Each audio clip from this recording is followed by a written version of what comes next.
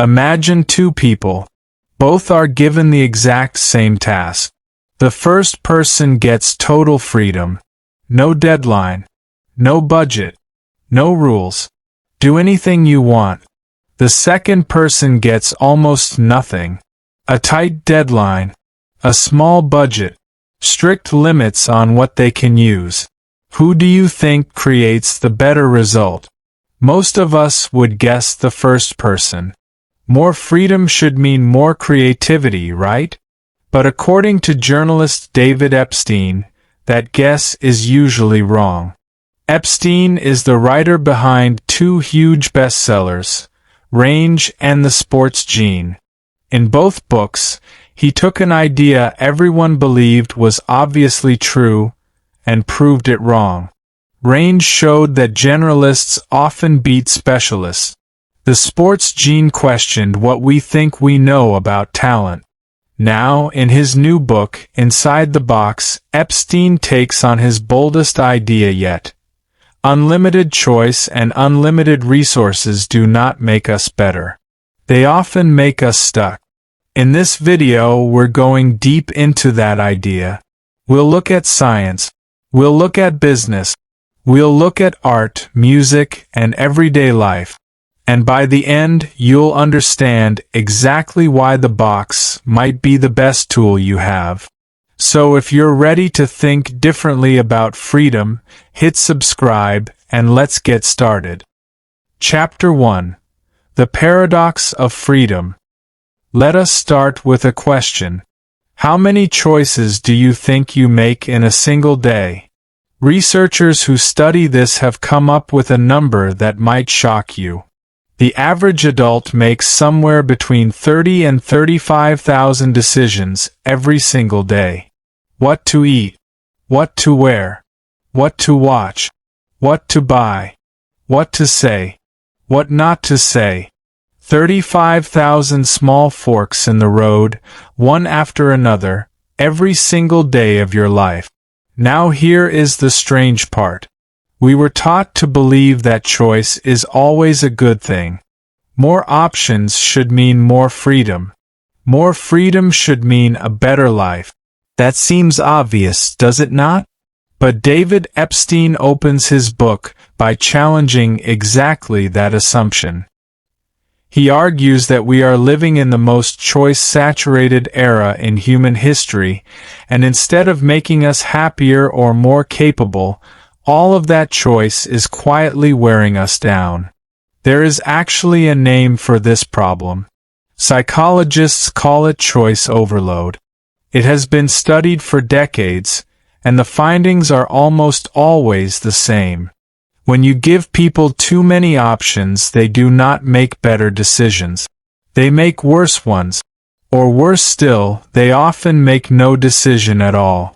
One of the most famous demonstrations of this idea happened in a simple grocery store.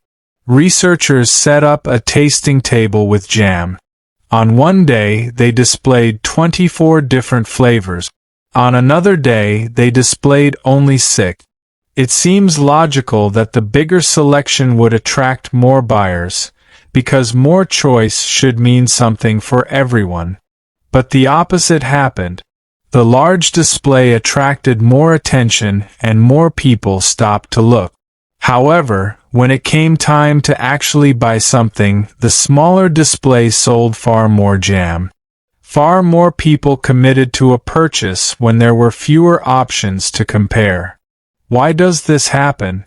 Because every additional option adds a small amount of mental weight. Every choice requires comparison. Every comparison requires energy. And when there are too many things to compare, our brains do not feel empowered. They feel exhausted. Instead of confidently picking the best option, we often freeze or delay or walk away with nothing at all. Now, Epstein does not stop at grocery store jam. He extends this idea to something much bigger. He argues that this same paralysis shows up in our careers, our creative projects, our relationships, and even entire companies and institutions. Think about what happens when a person starts a new creative project with absolutely no restrictions, no deadline, no budget, no defined goal. It sounds like a dream scenario, total freedom to create anything at all. But in practice, this is often where good ideas go to die. Without any walls to work inside of, people do not automatically produce their best work. Instead, they often drift. They start one idea, then get distracted by another, more interesting idea.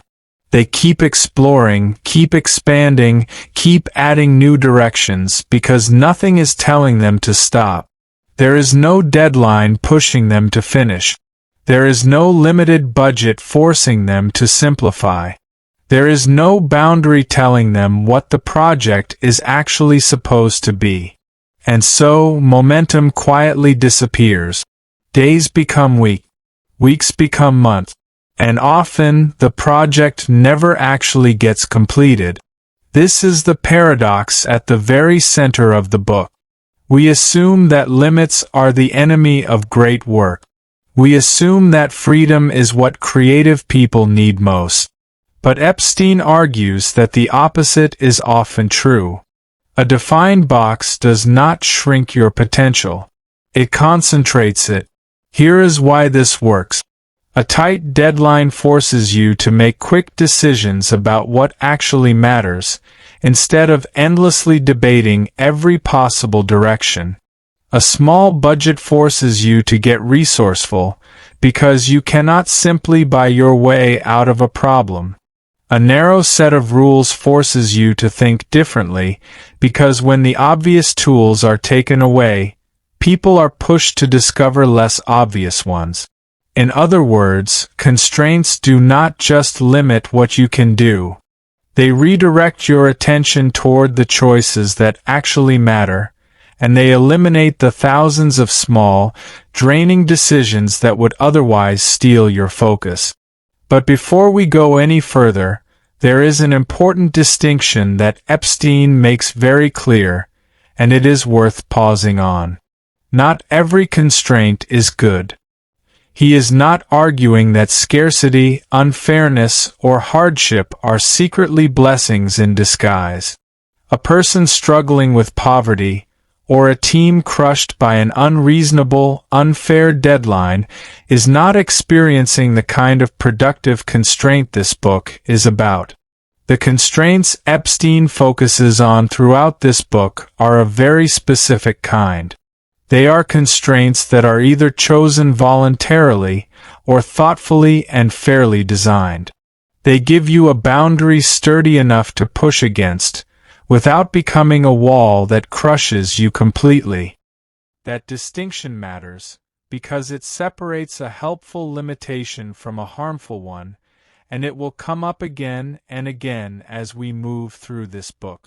So, if unlimited freedom can quietly work against us, what does the opposite look like in real life? What happens when a company is given absolutely everything it could possibly need, unlimited money, unlimited talent, unlimited time, and still fails? That is exactly where we are headed next. In our next chapter, we are going to look at one of the most fascinating business failures in modern history, a company that had every single advantage imaginable and collapsed anyway, because it never had the one thing it actually needed most, a limit. Stay with me, because this next story completely changes how you think about resources, freedom, and what it actually takes to build something great. Chapter 2: When Freedom Fails. In the last chapter, we talked about how too much choice can quietly paralyze a single person. Now, let us scale that idea up. Let us look at what happens when an entire company is given too much freedom, too many resources, and absolutely no limits at all. This is the story of a company called General Magic. If you have never heard of it, that is exactly the point.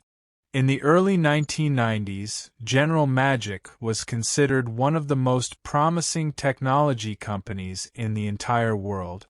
It was founded by brilliant engineers, several of whom had helped build the original Apple Macintosh. These were not amateurs. These were some of the sharpest minds in the technology industry at that time. The company had an extraordinary goal. It wanted to build a small, personal, handheld communication device. A device that could send messages, browse information, and connect people anywhere. In other words, General Magic was trying to invent the smartphone more than a decade before the iPhone would ever exist. And here is where the story gets interesting. This was not a scrappy, underfunded startup working out of a garage. General Magic had backing from some of the biggest companies on the planet. Apple invested in it. Sony invested in it. Motorola invested in it. AT&T invested in it. The company had enormous funding.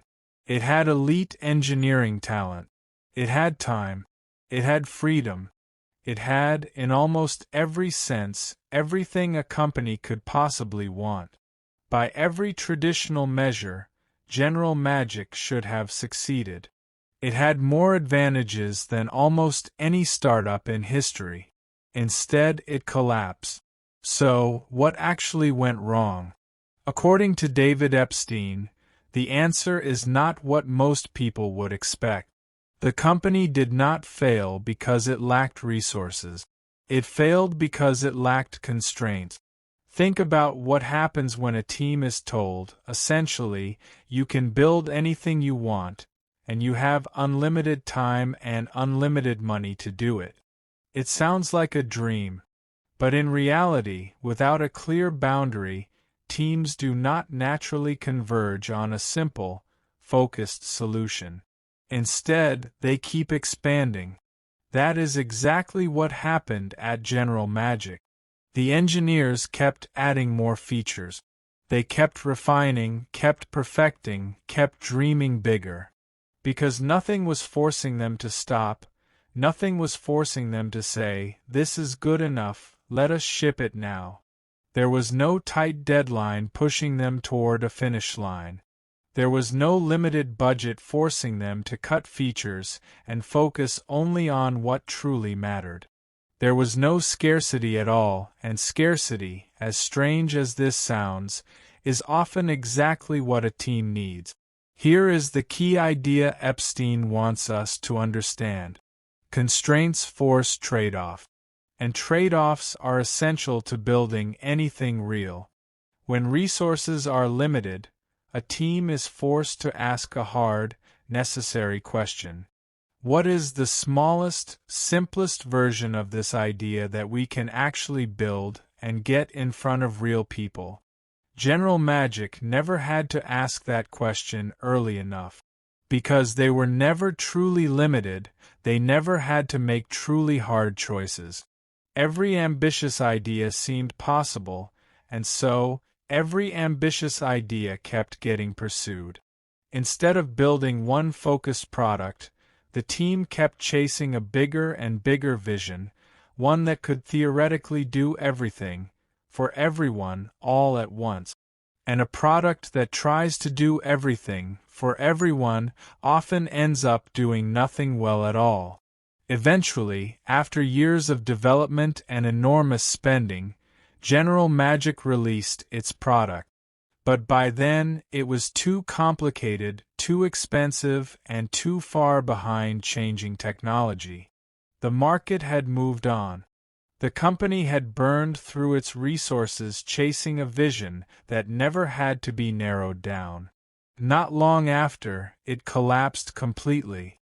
Now, it would be easy to look at this story and think, the lesson here is simply, do not fund ambitious ideas. But that is not quite right.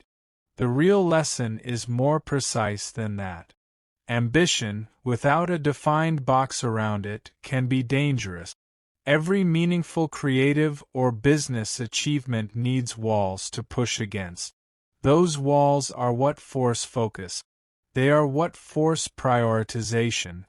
They are what force a team to finish something instead of endlessly chasing something better.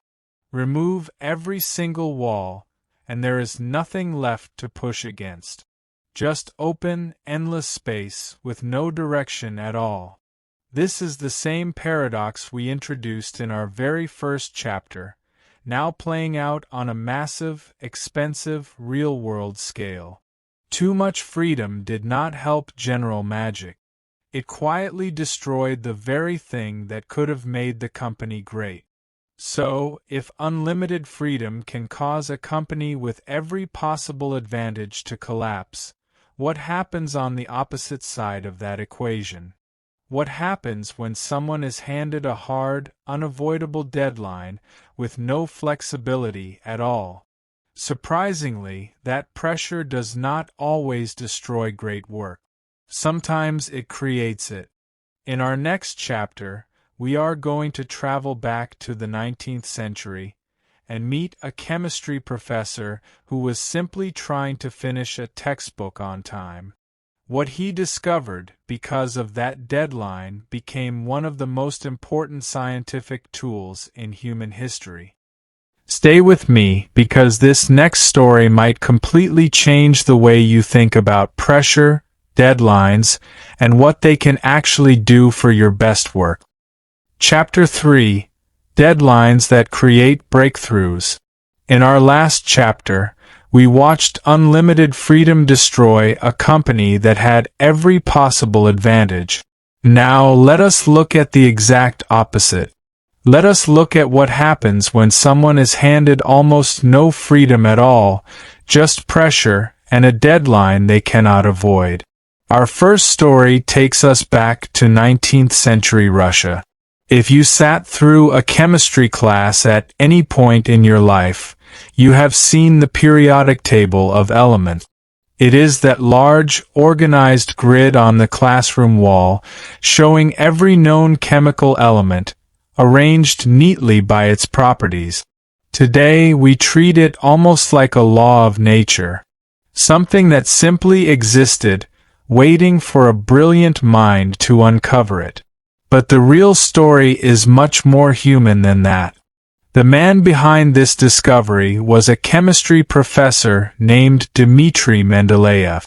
And Mendeleev did not stumble onto the periodic table through slow, relaxed, unlimited exploration. He discovered it because he was under enormous pressure. Here is the situation he was in.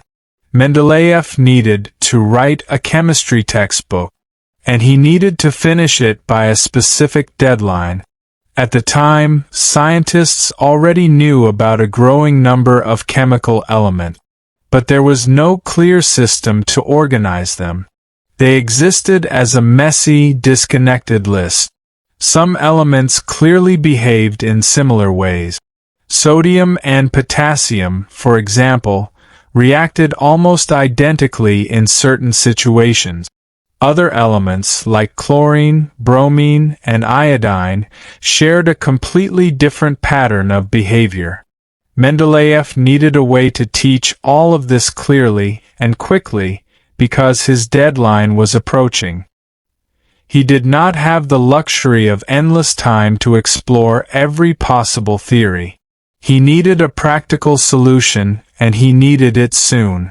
That pressure changed everything. Instead of treating each element as a separate fact that students would simply have to memorize, Mendeleev was forced to search for an underlying pattern. A pattern that would let him teach these elements efficiently as connected groups, rather than as isolated pieces of information.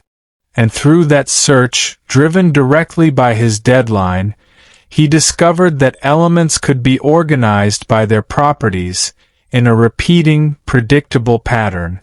That discovery became the periodic table. Think about that for a moment. One of the most important tools in the history of science was not born from unlimited time and unlimited curiosity.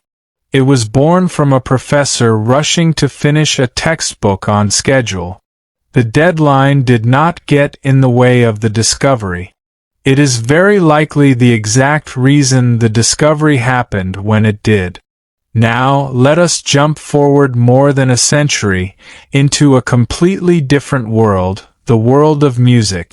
In January of 1975, a jazz pianist named Keith Jarrett arrived at the Cologne Opera House in Germany. He was there to perform a solo concert, completely improvised, with no written music at all. The entire performance would be created on the spot and recorded live for an album. Then, everything went wrong.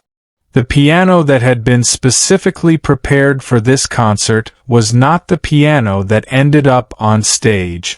Instead, through a mistake, Jarrett was given a small, rehearsal piano, and it was in very poor condition. The upper notes sounded thin and weak. Several of the pedals barely worked at all. This was not the instrument he had planned to use. It was, quite simply, a broken piano. By any reasonable expectation, this should have ended in disaster. Jarrett was exhausted from travel. He was in physical pain. He reportedly considered canceling the entire concert. He did not cancel. And what happened next became one of the best-selling piano recordings and one of the best-selling jazz albums in history. It is known today as the Cologne Concert. Here is the truly fascinating part. The performance that made this concert legendary was not created in spite of the broken piano. It was shaped directly by it.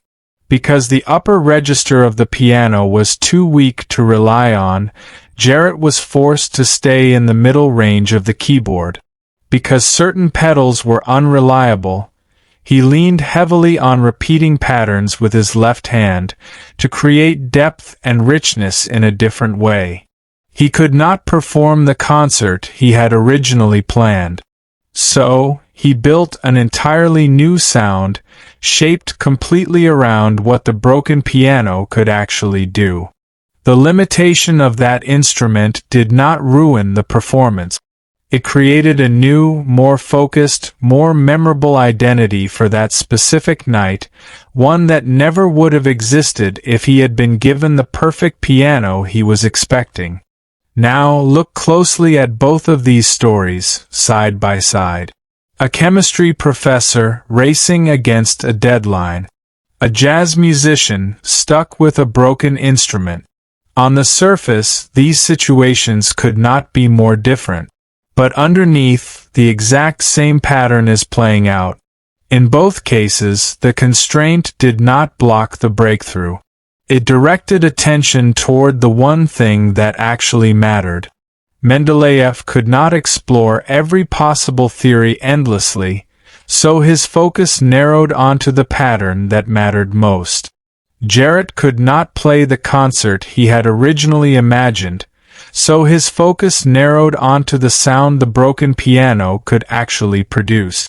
This is a theme we will see appear again and again throughout this book. Real breakthroughs often do not happen despite pressure, deadlines, or limitations. They happen because of them. A limitation does not simply take options away. It forces your attention toward the one path that truly matters, a path that unlimited freedom might have let you wander right past. So far, we have seen this pattern play out with one individual chemist and one individual musician. But can this same principle work on a much larger scale? Can an entire creative institution build its success around deliberate rules and structure, year after year, project after project? In our next chapter, we are going to step inside one of the most successful animation studios in the world and meet the sculptor behind one of the most famous statues ever created. Both stories reveal something surprising about creativity, structure, and the walls that make great work possible. Stay with me, because this next chapter shows exactly how powerful this idea becomes when it is built directly into the culture of an entire organization. Chapter 4: Institutions Built on Rules. In our last chapter, we saw how a deadline created the periodic table and how a broken piano created a legendary album. Both of those stories involved one person working alone, forced into focus by a single unavoidable limitation. Now let us ask a bigger question. Can this same idea work at scale? Can an entire organization, made up of hundreds of people, build lasting creative success around deliberate rules and limits, instead of open-ended freedom? To answer that, let us look at Pixar. Pixar has produced some of the most beloved, most successful animated films of the last 3 decades. It would be easy to assume that this kind of sustained creative success comes from giving talented people complete freedom to follow their imagination wherever it leads. No rules, no restrictions, just pure creative freedom. But according to David Epstein, that assumption is exactly backwards. Pixar's co-founder, Ed Catmull, built the studio's entire creative culture around deliberate structure. Not around open-ended freedom, but around specific, sometimes uncomfortable rules. One of the most important rules involves feedback. At Pixar, unfinished films are regularly reviewed by a group of peers, and that feedback is brutally honest. Nothing is protected from criticism, no matter how senior the filmmaker is. Every story has to hold up under intense scrutiny again and again throughout the entire process. There are also strict storytelling principles that every single project must work within. And there is a strong discipline around scope, a discipline that stops promising ideas from slowly ballooning into unmanageable, unfocused messes, the same trap that destroyed the company we talked about in our last chapter. In other words, Pixar's success is not built on unlimited creative freedom. It is built on a very specific box, one filled with rules about structure, tight cycles of revision, firm limits on budget and runtime, and a culture where every idea is challenged early and challenged often. This matters because it shows something important.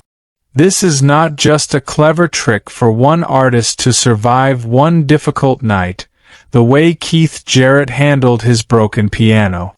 This is an entire operating philosophy, one that a company has built itself around, sustaining incredible creative output, film after film, year after year. The constraint at Pixar is not a temporary obstacle to push through. It is a permanent part of the culture because Catmull understood something crucial. Total creative freedom, without any structure, tends to produce work that wanders and loses focus. A well-designed set of limits tends to produce something sharper, and something far more powerful. Now, let us go back much further in history, and look at an artist working with a very different kind of constraint, one he never chose for himself. When Michelangelo was commissioned to create what would eventually become his statue of David, he was not given a perfect, flawless piece of marble to work with. He was given something very different. He was handed a massive block of marble that other sculptors had already attempted to use decades earlier and had ultimately abandoned. This block was oddly shaped. It was unusually narrow. It contained existing flaws and damage from those earlier, failed attempts. Most sculptors at the time considered this particular block of marble to be essentially unusable. That flawed, rejected block became Michelangelo's constraint. He could not simply imagine any pose he wanted, and then carve it freely. He had to work within the exact dimensions of that specific stone. He had to account for its narrow width, its awkward shape, and its existing imperfections. And the result was extraordinary. The elongated, twisting posture of the finished statue, a pose that art historians have praised for centuries as a masterstroke of composition, was, in large part, a direct solution to the strange shape of the stone he had been given. The limitation of that material did not prevent the masterpiece from being created. In many ways, it actually shaped the masterpiece into existence. Now, let us look at one final example, this time from the world of music, but a very different kind of music than we discussed in our last chapter. Johann Sebastian Bach composed music within some of the strictest formal rules in the entire history of composition. These rules are known as the rules of counterpoint. They dictate very specific, very demanding ways that multiple melodic lines must be combined, so that they create harmony correctly, according to strict mathematical relationships between the notes. These were not loose, flexible suggestions. They were rigid, exacting requirements. Bach did not experience these rules as a cage that limited his creativity. Working entirely within that strict structure, he produced some of the most intricate, most admired compositions in Western music history. And in many ways, the strictness of these rules is exactly what makes his achievement so impressive. Almost anyone can write music with no rules at all. But writing something genuinely beautiful, while simultaneously satisfying dozens of overlapping, rigid structural requirements, requires an entirely different level of skill. For Bach, the box itself became part of the art. Now look at these three examples together. An animation studio built on strict internal rules.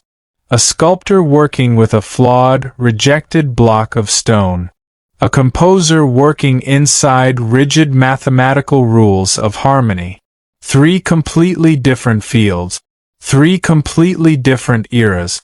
But the exact same underlying principle connects all of them.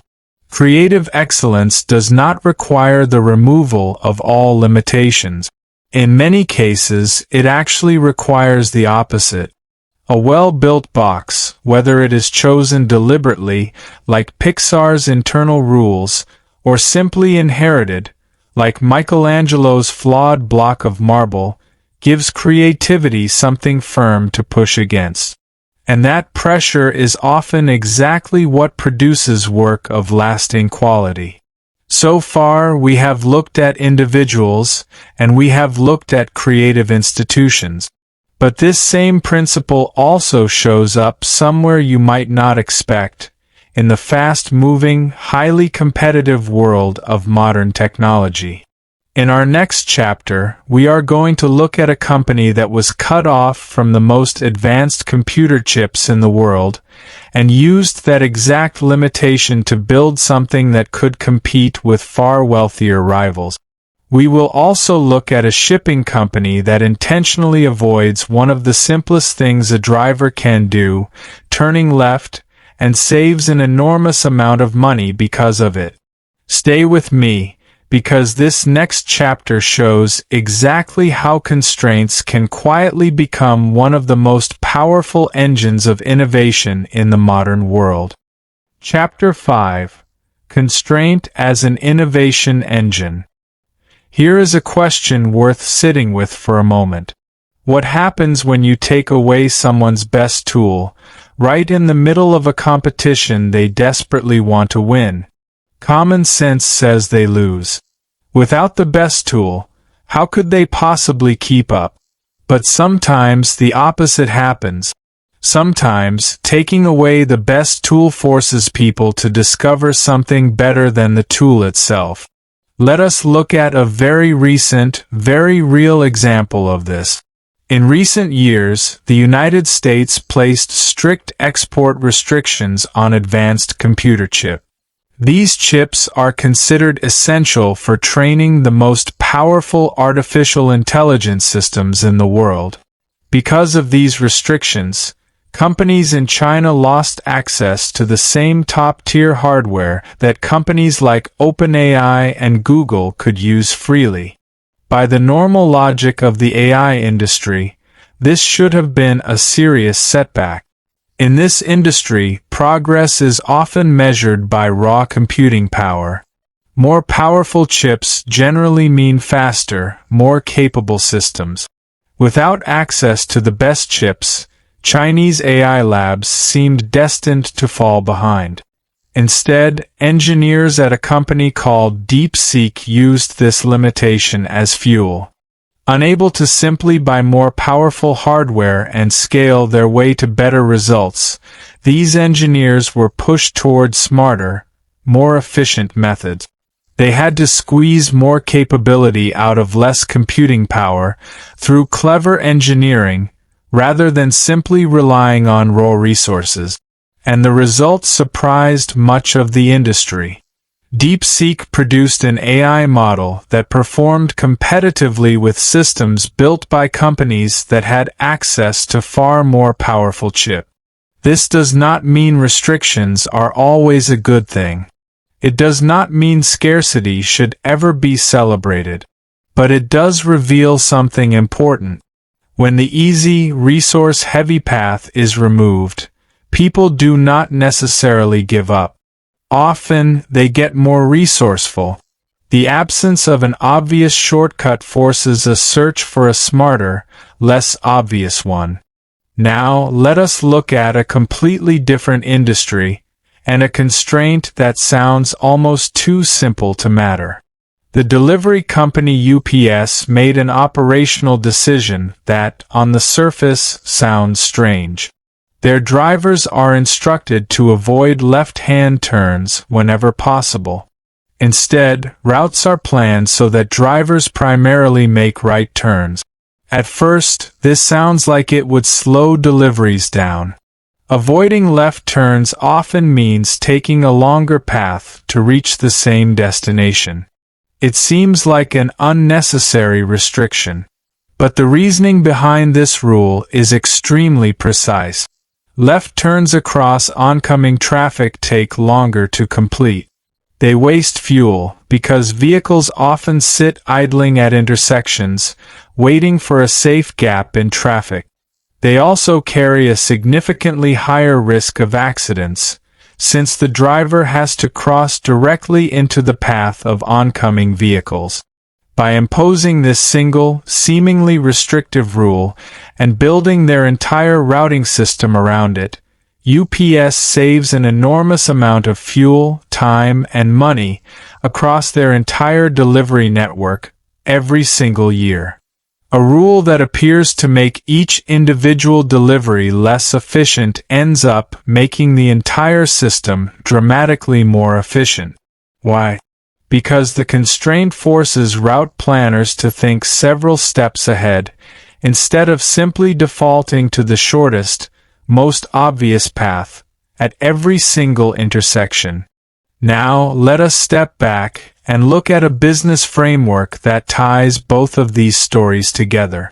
A consultant named Eliyahu Goldratt built an entire management philosophy around one deceptively simple idea.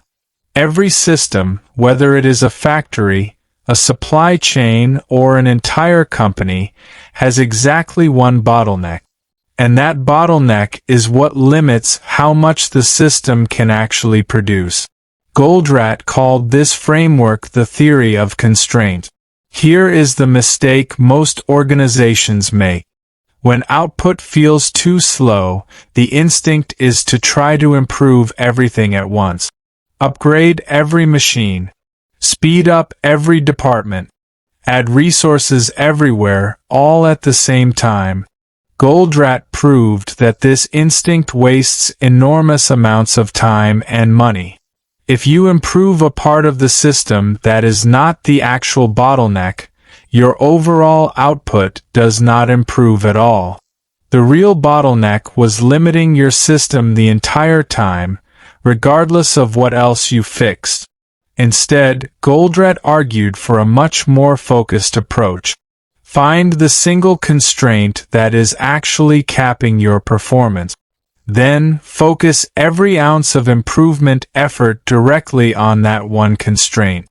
Once that specific bottleneck is fixed, a new one will eventually emerge somewhere else in the system. And then you focus there next. Progress does not happen by improving everything simultaneously. It happens one constraint at a time. Now look closely at all three of these stories, side by side. A technology company cut off from advanced chip. A shipping company that refuses to turn left. A business framework built entirely around finding one single bottleneck. On the surface, these examples could not be more different from each other. But underneath, they all share the exact same lesson. Removing the easy path does not necessarily stop progress. In many cases, it forces a smarter path to emerge, one that might never have been discovered if the easy option had remained available. DeepSeek could not simply buy better chips, so its engineers built smarter systems instead. UPS could not rely on the shortest possible route at every intersection, so the company built a smarter system around avoiding left turns entirely. And Goldratt's framework does not pretend that limitless resources are ever realistic. It simply asks you to identify your real limit clearly and direct your energy there, instead of scattering your effort everywhere at once. So far, we have focused mainly on companies, systems, and organizations. But this same principle also applies somewhere much more personal, inside the human mind itself. In our next chapter, we are going to explore one of the most valuable resources you actually have, your own attention. We will look at why trying to focus on everything at once quietly makes you worse at almost everything, and why two very different writers, working under two very different kinds of restriction, produced some of the most memorable creative work of their time. Chapter 6: Attention, Mind, and Design. Try something for a moment. Think about how many browser tabs you currently have open. Think about how many notifications are sitting unread on your phone right now.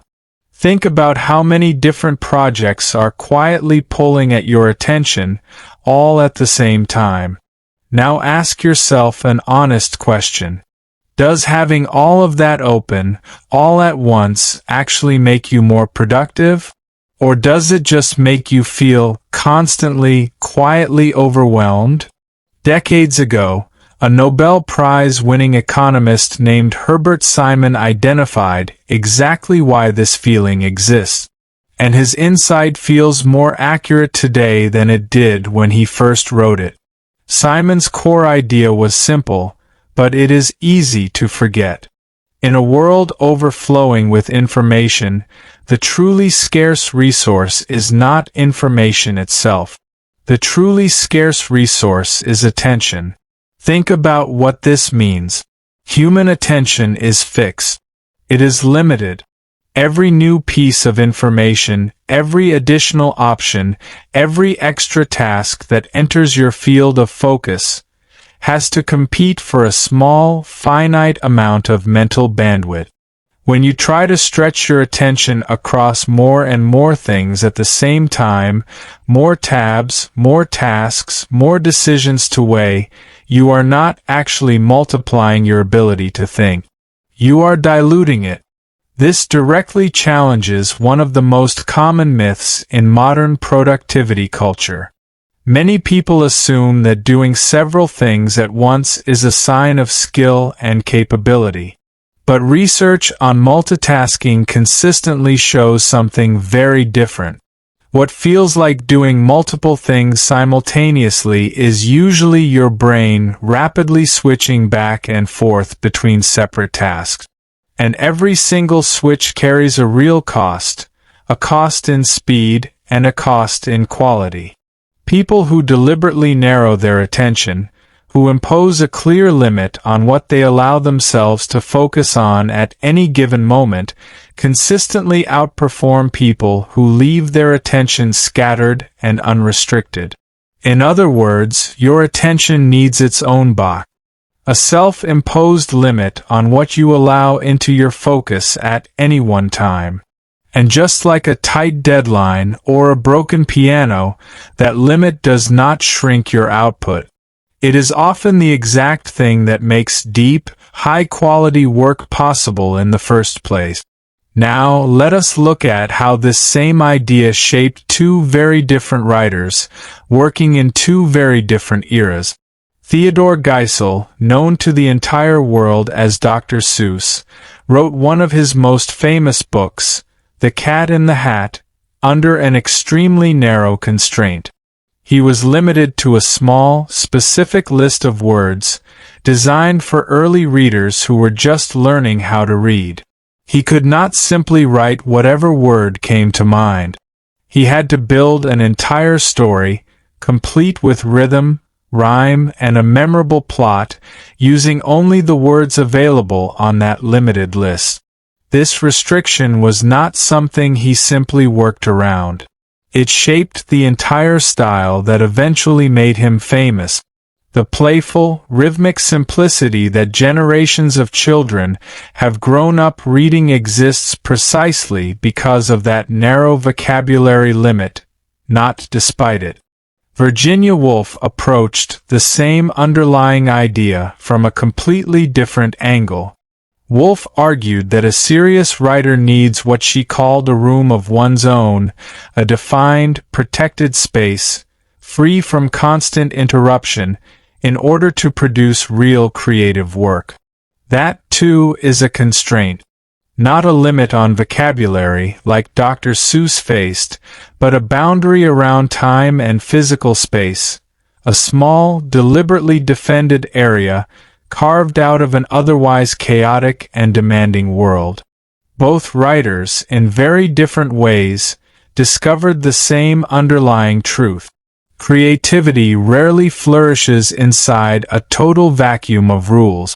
It flourishes when a clear, meaningful constraint, whether that constraint is a limited vocabulary or a locked door, removes an overwhelming, paralyzing question. Instead of facing the impossible question of what could I possibly create, with absolutely no limits at all, these writers were given a much sharper, more answerable question. What is the best possible thing I can create within these specific limits? Now, here is where this chapter takes an important turn. Not every constraint is designed well, and a poorly designed constraint can actually cause serious harm. In 2012, the state of Texas began displaying a running count of yearly traffic deaths on electronic highway signs. The logic behind this decision seemed reasonable enough. If drivers were reminded how many people had already died on the roads that year, surely they would slow down and drive more carefully. Researchers eventually got a rare opportunity to test this idea directly, because these signs were only turned on for 1 week out of every month. This allowed researchers to compare driving behavior during weeks when the sign was active, against weeks when it was turned off, on the exact same roads, during the exact same time of year. The results were the opposite of what officials expected. Weeks with the death count sign turned on were followed by an increase in crashes, not a decrease. Why did this backfire so badly? According to David Epstein, the problem is that this program was designed for what he calls an idealized citizen.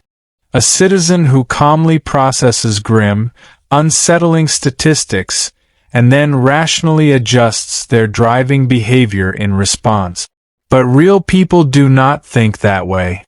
A jarring, anxiety-inducing number can distract a driver or unsettle them, rather than making them more careful.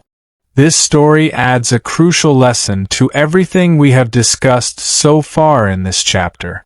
Good constraints must be designed around how people actually think and how they actually behave, including their real attention limits and their real psychological reactions.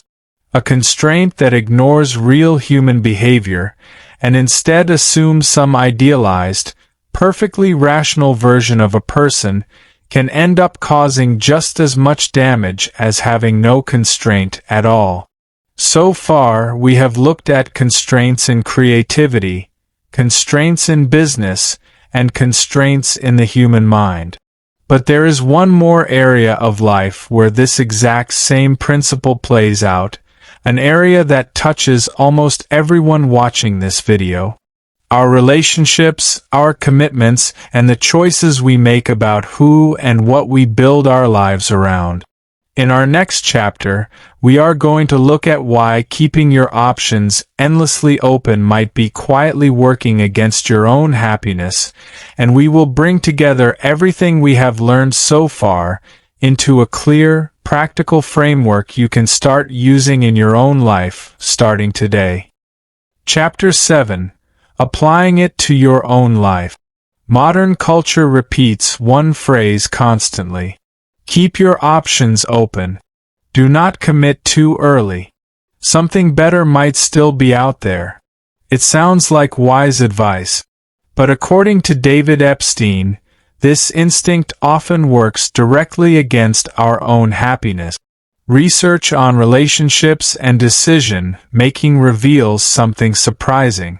People who deliberately narrow their options, who make a real commitment instead of endlessly hedging, consistently report higher satisfaction than people who keep searching for alternatives, even after finding something good. The reason connects directly to everything we have covered so far in this book. When your options stay permanently open, part of your attention is always pulled toward comparing your current situation with some hypothetical, better alternative.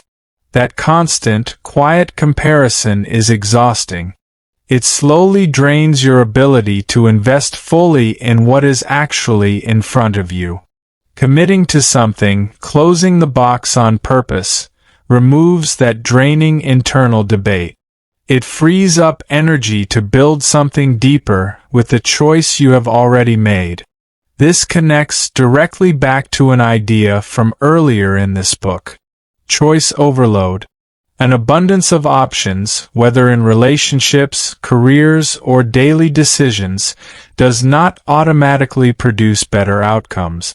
Often, it produces paralysis, constant second-guessing, and a much harder time forming anything truly deep or meaningful.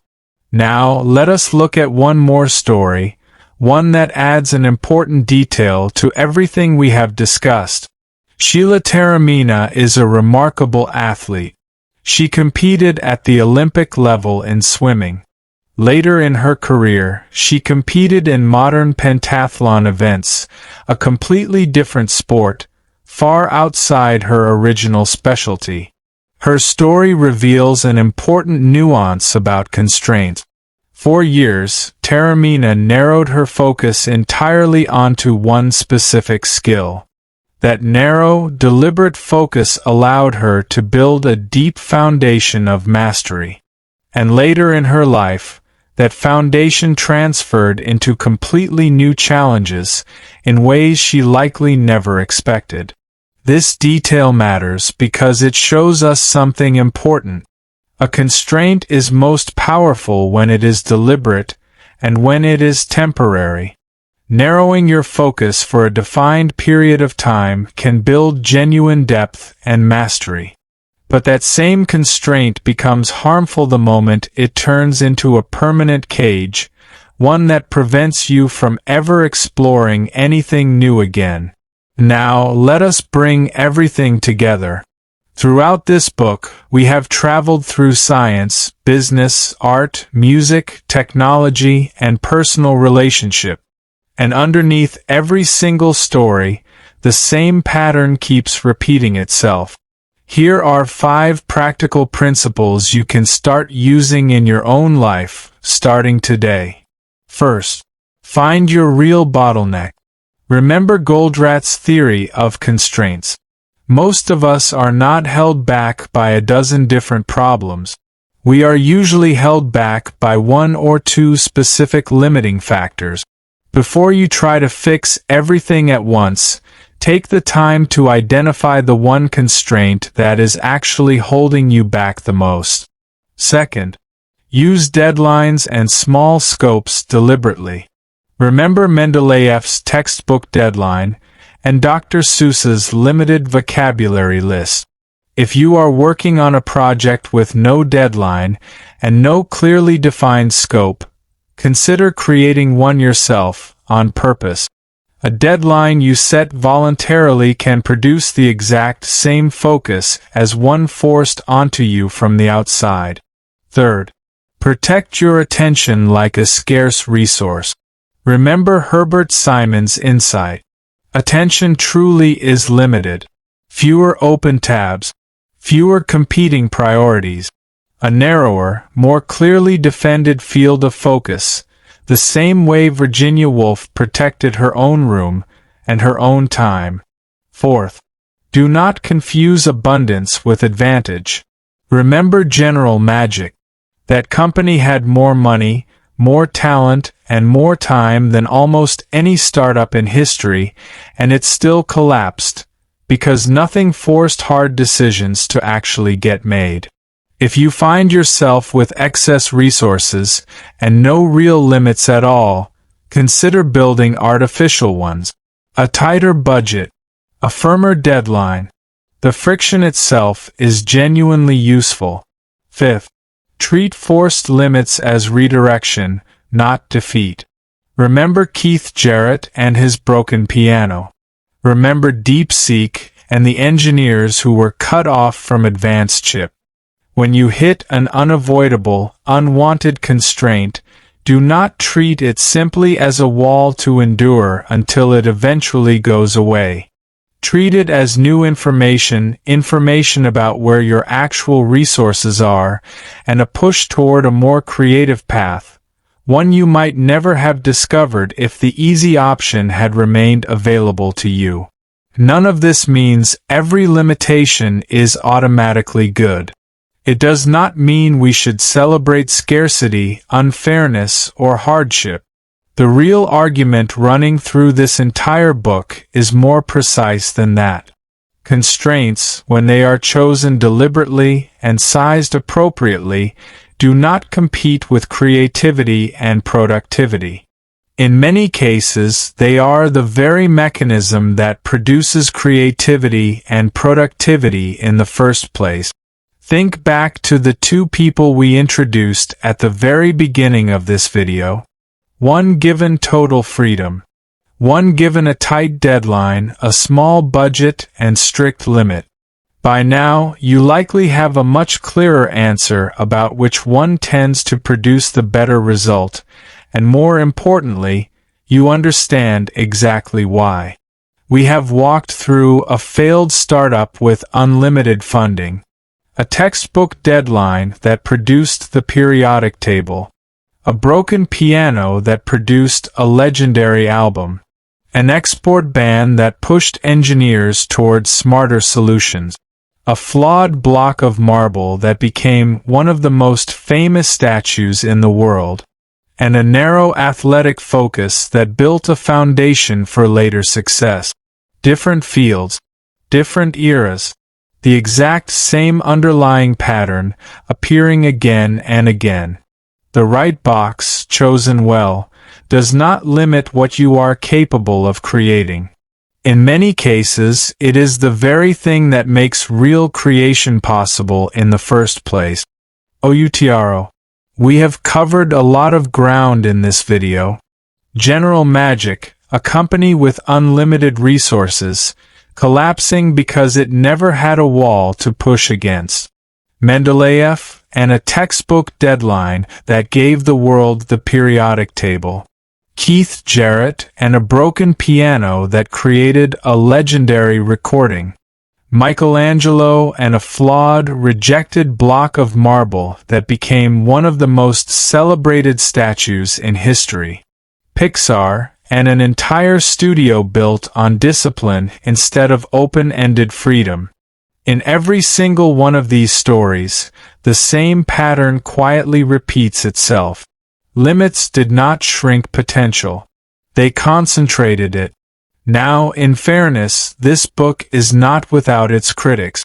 Some readers have pointed out that it leans heavily on story after story, without always tying every example into one single, unified framework. It is a book built on pattern recognition more than on a strict, step-by-step formula. That is worth keeping in mind as you think about which ideas from this video actually apply to your own life. Still, remember the two people we introduced at the very start of this video. One given total freedom. One given tight, deliberate limits. By now, the answer feels obvious. The box is not the enemy of creativity. Very often, it is the source of it. If this video gave you a new way to think about limits, deadlines, and focus, hit subscribe for more breakdowns like this one. And before you go, leave a comment below, and let me know one constraint you are going to try building into your own life this week.